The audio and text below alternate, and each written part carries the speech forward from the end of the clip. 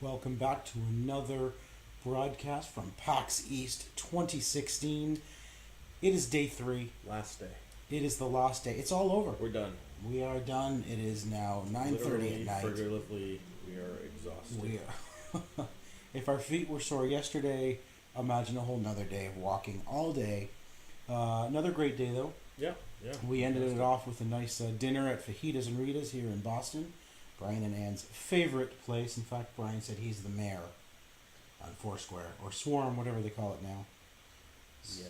400, what do you say, 400 and something visits in the last... 180. Oh, 100 in the last 4 89. years. 189 visits, so they're much beloved restaurant he took us to. Great. And Fantastic. it was fantastic. But let's get back to PAX and the beginning of our final day. We stopped in at SteelSeries first thing this morning, and we saw new keyboards, new mice, and new headsets. And a mouse pad. And a mouse pad. Very important, mouse pad. I think most impressively for me was the headset, the brand new headset. I use a SteelSeries headset at home now, and on our first live podcast last week, you would have seen it. Those are the red headphones I'm using. Those are SteelSeries. Those are SteelSeries Siberian V2, and they've now released the Siberian 325? 350. 350. Siberian 350. Siberia 350. Siberia. Siberia, they're Siberian, whatever. They're not Huskies. Yeah. It's a really comfortable headset. I use the Turtle Beach for recording the podcast. They're okay, but I found that they're heavy. And trying these things on, I was really impressed. These are super light. With how comfortable that felt. They're actually lighter than the ones I have now, and the ones I have now are light. These were really comfortable. They felt good. They've got memory foam on the ear pad. Yeah. Right? So it's really comfortable thing, and reasonably priced too. I think it was I can't do the conversion to Canadian, but it was $120 US for that headset. Yeah. So and they were selling them at the show for $99, I think, or $96. 96. Yeah, so really nice. After that, we went and saw a game called Crossout. Yes, actually really enjoyed this game. This is a build your own death machine. Yeah, it's an MMO, but your character essentially is a vehicle that you've built from scratch. Yeah. By getting parts. I guess when you start the game, he didn't really explain. You start with a basic vehicle. A basic vehicle and a basic set of parts. So you pick your frame, you pick your engine, you pick your tires, and you have to balance it out. If you pick tons of armor on your vehicle, it's going to be really heavy and really slow. Right. So you have to build it out. So it's going to be a good balance of movement. You're going to want to put weapons on there. You can pick they've got tons of weapons. The guy he built one with chainsaws coming out the side so that you could ram people with chainsaws. The user created ones. You have the option of going and see what other users have created as well. And we were scrolling through. Somebody had created basically Wall-E. Yeah. As a death machine to kill people. So that once your machine is built, you venture out into the wasteland or whatever it is. It's an arena type. I wouldn't even call it an arena. It's literally an MMO. It's an open world MMO, and you go out and your enemies are other people in their created machines. Yeah. And you're just trying to stay alive as long as you can. And you can target individual pieces of the vehicle. So you can actually target someone's wheels so they're dead in the water, and then go target their weapons, and now that their weapons are done, they're gone. Because they can't even... If you can't move, at least you can defend yourself. If you've taken out their weapons, they can't even defend themselves. They're just sitting there until you decide to finish them off. And that's what's great. You can target specific vehicle parts on them. But it looked really good. I mean, I think it's in... Closed beta. It's closed beta now. Yeah. And I think we're going to be able to check out the closed beta. He was kind enough to share some closed beta codes with us, so we'll get a chance to try that. So we'll have an actual... having really gotten the chance to build our vehicles and smash each other up with them. Yeah. So we'll be able to talk about that on the show in the next week or so. Well, if we get to it that quickly, but sure. Sure. That's why I said or so. That's an or so. Or so is an indeterminate amount of time. Or so. Which can be any time between now and almost never. Oh. That's right. How that works. That's okay. I see. Or so is a very long time. Yeah. All right, our next one is a game called Trial by Viking, and this is a Metroidvania style game. Good looking Yeah, game. like a very indie title. It is definitely an indie title, but it plays really well. Yeah. Really good controls. Very easy to kind of just jump into. The developer is a big fan of Metroidvania games. Yeah. As you can tell from the video. Talking polar bears.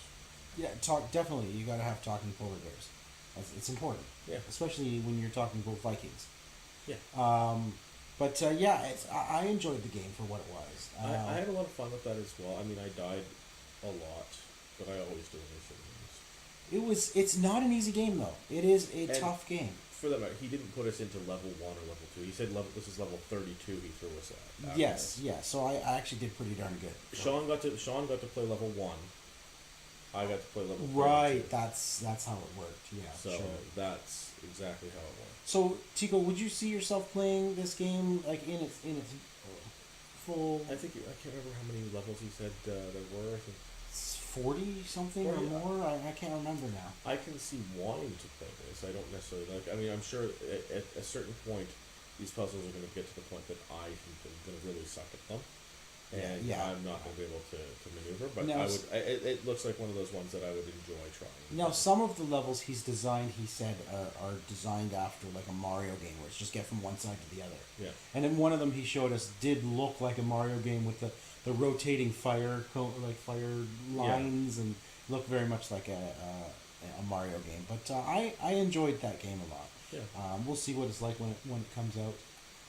This next one called Tumblestone, I really love this. This is a great casual puzzle game. You can have up to 4 people playing this, couch co-op or online, and a combination of both. And single player campaign. Single player campaign. Yeah. As well. I mean, it's just different puzzles, and you have to, as you can see on the video here, the goal is to shoot 3 colors of the same in a row. In a row, that's right. Now, if you shoot one that you can't match up, you basically end up taking a hit, and then everything drops. Everything drops down a whole row if you don't match 3. So you can see the video here is showing one of the single player modes, but you play this 4-player co-op. Yeah. So much fun. I mean, we hopped on, and it's fast, it's frenetic paced, and it's a big satisfaction when you knock out your opponent with this. It's really fun, and it's coming out on absolutely everything that you can imagine. This is literally on every PS3, PS4, Xbox 360, Xbox One, Wii U, the Ouya, Facebook, iOS, Android. Apps, Like if you play a game on it, it's going to be available on that device. Yeah, I did not see anything there that they weren't coming out for. I forgot to mention I've got my Coke Cherry Zero here again today. Sean is drinking it yet again. I have 5 cases to take home tomorrow. Yes. I don't know if I mentioned that last night or not. Stop. But I'm excited. The Border Patrol what to look for in our car. So I really like this game. This is by Ty Taylor, who actually developed The Bridge, which was another great puzzle game. Yeah. MC Escher-esque style gaming, but wow, this is fun. Really surprised actually at this game. I'm looking forward to this one as well when it comes out. Now I do want to say here that I do apologize for the pausing of this video here, because we are on we're going to call this our mobile studio. Yes, this is an old. We're recording this on a Microsoft Surface Pro 1. Yes. Which is 2 years old now, and the processor's just not. It's not able to keep the video up fast enough, but no. you get a sense of what. Oh yeah, I mean it's good, but so I wish we had a faster machine here, but this is our mobile studio. So this next one, Hob. This is from Runic Games, the people who brought us Torchlight and Torchlight 2, and look at this game. This game is nowhere near completed, but look how gorgeous it is already, and it plays well. It controls really well. Hob is the character you're playing here, and he has this big mechanical hand that can grab things, and it's got electric. Later on, there's like a beam of electricity that can pull him towards things. Yeah, almost like electric grapple. Yeah, grapple. It's like an electric grapple, but it can also be used to attack enemies. Yeah, and that came to pass when we fought the boss in this game. Yes. You actually had to pull pieces of his armor off with your electric grapple. So this is very much like Zelda, where you have to go through and find these cool things in order to get to the next portion of the game. Yeah. So you're gonna have to go through, upgrade your arm. That upgrade is going to be what allows you to open the next door or fight the boss. So really, really cool game, absolutely gorgeous. And the fact that we're talking to the PR rep, and she said this game is not even close to being. It's nowhere near to being done. Yeah. I was super impressed with this. Like this, looking at this, I would have figured this is a game that's coming out next week. Yeah, yeah.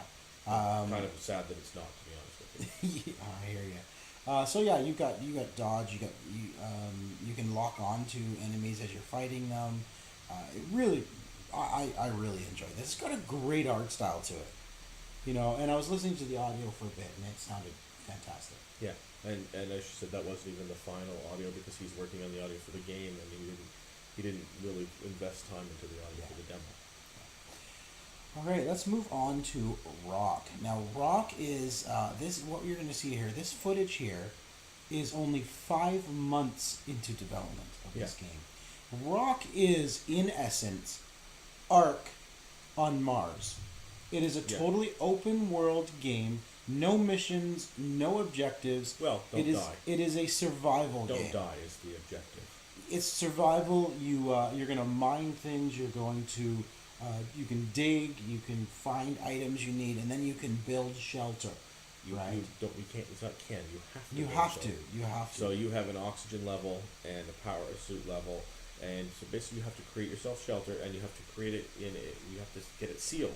Completely sealed. Completely sealed. To the point that the gentleman who was showing us the game was talking so much about what was going on, he forgot to finish the thing in time. Yes. And he suffocated and died. That's right. And you can actually build your weapons. So the weapons you're going to use in this game are going to be built from scratch. You're not going to build a weapon by mining things. You're going to build each part of a weapon, and then put those parts together into your own custom weapon, right? So you're not going to build like an AK-47.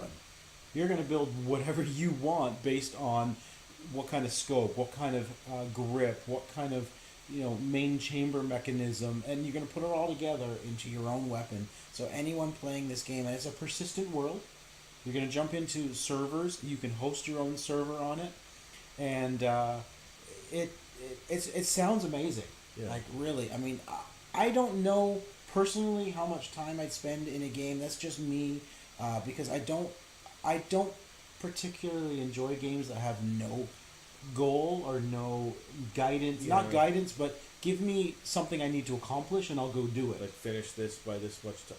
But this game here, I mean, it looks fun. I hate building things. I would rather have somebody else build it for me, and then I'll go and play it. This is one that I personally won't like. I can appreciate what they've done with this and what they're doing with it. I don't think I would be. This isn't a game I would. Well, I mean, I play everything, so I'll probably end up playing it. But it's not a game like I probably won't spend too much time doing it because I don't like having to spend time building walls, and building doors. And he said here that right now this is very early build. Yes. They've been working on this game for 5 months. But when you're building these walls, he's placing each piece individually, but they're gonna have basically you draw them on. Yeah. So you're gonna click, and then you're gonna swipe through, and it's gonna place them all. Anybody who's playing the Terraria, Minecraft, or that mode in Fallout 4, like where you build your exactly. They're going to absolutely love this sort of stuff. I'm not that guy. Yeah, and in here you're gonna build your lighting. You're gonna have to put conduit in the floor. Yeah, and you have to run electricity. Run the wires from a generator to each light, and you can see the cross on these items here, and I think I just moved your video. How about that? Thank you, touch screen. Don't touch the screen. Don't touch the screen. But the cross in between there is where you run your conduits. I don't know why you're pointing anyways. They can't see what you're pointing at. I was you're telling me I can see it. I was you. there. Yeah, well, I'm pointing so you know what I'm talking about. Look, I'm pointing at the screen, right? See there, right there. Yeah, there's Sean's giant finger. Okay, what is after Rokh? We saw, this is actually an interesting game, Aurion, Legacy of the Kori-Odan. Kori-Odan. This was developed in South Africa. Yeah, so this is the first game that celebrates the South African culture. Yeah. So really pretty game. It is you got a chance to play it. I played it. Like a hack and slash. It is definitely a hack and slash, but more. He wants it to be more strategic. So it's not just a matter of button mashing. He wants you to understand what you're doing, press the right button at the right time, like a very timing based. You know, Yeah. dodge, attack, use your special attack, use your legacy powers as you get them. There's going to be, and they look good. Imagine like Street Fighter in a side-scrolling brawler. The visuals did remind me of Street Fighter. Yeah, very much. You know, very, very extravagant effects for all the powers, and it was just Very it looked very really colorful nice. game too. Yeah. Now I felt that it was a bit sluggish in the controls. Like I didn't feel like what I was doing was translating instantly to the screen. Yeah. And you felt that watching me play. Yeah, it looked like your hands were moving quicker, and it almost I think that happens when it's not reactive. You tend to want to hit the button like did it not Did it get do my, it? Did it do it? Yeah. I pressed A, so I'm going to hammer A 3 or 4 times. Yeah, and exactly. It seemed like that, like not. I guess once you get used to it, and you play it for a little bit. But we've been playing a bunch of games that were very responsive all day, so. Yeah, it's a nice game, and I'm gonna give it a try. Yeah. He was kind enough to give us a copy of it actually. Yeah, so he gave us a review copy. Yeah, so we'll absolutely review that. It's out on Steam now, so I'm gonna check it out. And Yeah. it is a beautiful game, and it's something different than what we've seen before. It's not Rescue the Princess, you know. In fact, this is a husband and wife team that are going out to, and I don't know the exact story fully. But it's yeah, exactly. But it's nice. I mean, check it out if you love side-scrolling brawler. That's essentially what it is. Yeah. You know. Now to end off the show, and the weekend, we went to Square Enix. I think a lot of you know what Hitman Go is on the iOS. A great tabletop-esque puzzle game based on the Hitman series. Yeah. I love Hitman Go. I love puzzle games. It's a beautiful game. They've taken this game, and I played a copy of it called Hitman Go VR. Using the Oculus Rift. Yeah. So essentially you put the Oculus on. How much is the Oculus again? $600, $800 Canadian. So 800, so you know. So it seems like a not the greatest use of VR to me. This is the worst use of VR that I've ever seen. Yeah. Of all the VR I've seen, at least what we played, every piece of VR I've seen had a reason for the VR. Yeah. Okay, it used it in a smart way, and sometimes it used it in a way that what was very cool was I didn't expect them to use it, like Swing Star yesterday. Yeah. Was an interesting way of using VR. One button, you know. Yeah, But it made use of it. Yeah. This one there's no point to using VR for this game whatsoever. None. You look at the menu, I guess, menu item you wanted to press the button on the controller. Other than that. No, so the whole game, as soon as you start the game, you now have to look down. So you're literally playing the game down like this the whole time you're playing. You're looking down on top of the board, and you can zoom in a little bit. You can look around, but it's not like you can walk around the board and look anywhere you want. You still have to spin the board with the controller, and I don't even know the point of using VR for this. And you move, and your character moved with the controller as well, right? Yeah, everything was controlled with the controller. So it just brought you into the room with the board. All the VR did was make it 3-dimensional, as if you were in the room, and you can kind of do this on the board, but it doesn't add anything to the game whatsoever. Well, while we were waiting to play that, I actually got a chance to play the Hitman Sniper Ios. Oh yes, the new map. That was actually more exciting for me. Yes, it was the new add-on for Sniper. Death Valley, which is the new. If you have the Hitman Sniper game, it's the zombie map add-on. It was good. The one mission we were doing, you had to defend somebody from zombies, and the guy died because a huge tank covered in armor and with a sledgehammer came. And I kept missing him. Yeah. Yeah. So that was more fun. That was more fun. Yeah. That I'd play in VR too. That would make sense in VR. That would make sense in VR. You know, absolutely. A sniper rifle in VR. That would make sense. For sure. Yeah, Square Enix, go make that. And I'm surprised they didn't do sniper in VR. Yeah. Like imagine actually having to pick up the sniper rifle and aim. Like shit out of us. Let's just end the show. They're all dead. All right, done. Okay. Anyway, that is it for PAX East. Thank you for watching. Bit of an overview. Tico, this was your first year. What'd you think of PAX East overall? Will you be back next year? Yeah, if they let me back in, of course. Well, that is debatable. I mean, we'll see if we make it past the border with Sean's, like 52 cases of coke. Then yeah, no, absolutely. I had a really fun time. It was really neat getting a chance to see that. I would love the blending of video games, the board games. Getting to see everything there. I'm amazed by how little we actually saw of what was there. I mean, so much stuff. 3 straight days, like 8-hour, 10-hour days of walking the floor, and we saw maybe 25% of the stuff that was there. And that's with appointments where we basically walked up and butted in front of a whole bunch of people who wanted to play.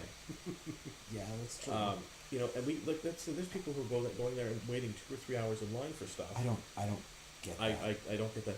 But we only saw 25% of the stuff. Like, we needed another 2 or 3 days to see everything. Just to see everything, yes. I mean, there was. But we saw some amazing stuff, and then there were other games that friends of ours saw. They're like, "We never saw that. Where was that?" Yeah, I didn't even see the booth. That happens every year, where I talk to my friends afterwards and like, "Oh, did you see this game? Did you see this game?" I'm like, "I didn't even know it was there. I never saw it." And yet, half the time, when we had a couple of hours to spare, we were wandering out around the show floor looking for something to try, and I felt like we kept walking in the same areas that we'd already seen. Yeah, it was pretty busy today too. Oh, so that's maybe we were getting herded. It's in easy directions. to get lost in there. Yeah, well, not lost, but turned around, and you're not really sure where you are on the show floor. But another great year. This year, I think for us, we saw a lot of indie games, and that was fantastic. I like the indie games. I mean, they're cheaper, especially for us Canadians who have to.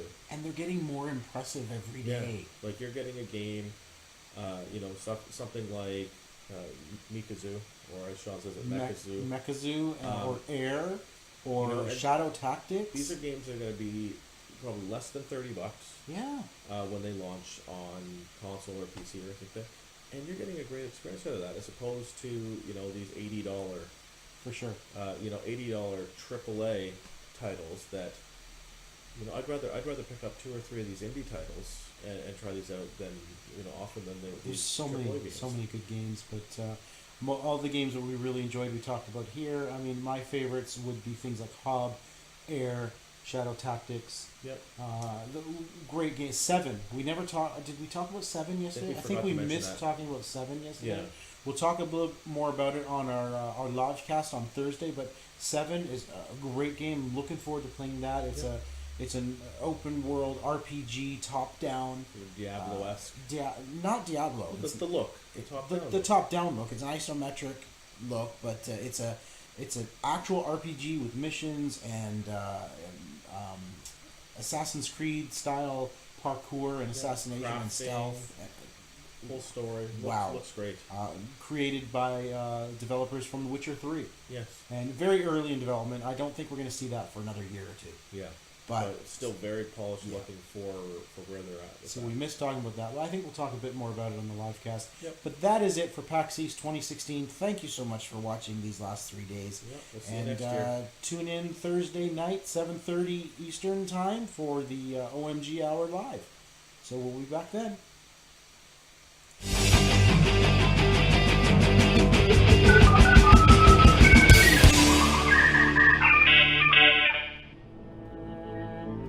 This has been an OMGNexus.com production.